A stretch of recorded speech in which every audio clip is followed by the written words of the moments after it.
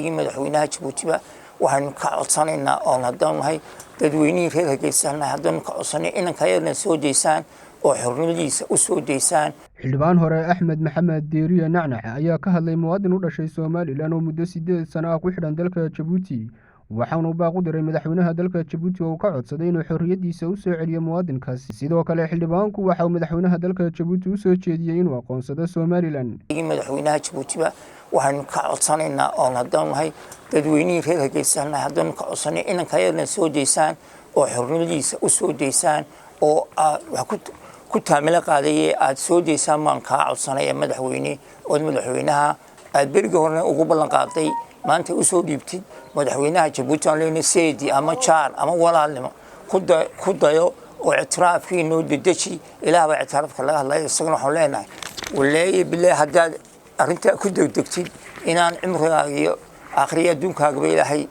wax weyn ka qabanayo oo lagu naxariisanayo ayaan shaahid ka nahay marka ninkaan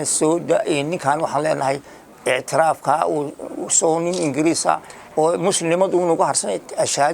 ashahaadadu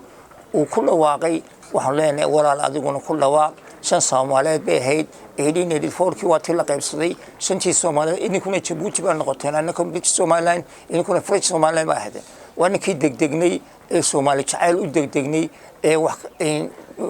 aan qabanay marka tii ugu horeysay aan galay waxaan haysto waa arkaysaan 30 sanadood waxaan haysto waa arkaysaan waxba kuma noolin walaalayaal ictiraafkaygii waan la soo ceshanay idinkuna ku dhawaaqa oo waxa ku tiraahdan Somaliland waa jamhuuriyadii shantii aan xoroonay bay ahayd shantiina waa taa ay marday shantii socon waayeen oo calaamada ku taala calanka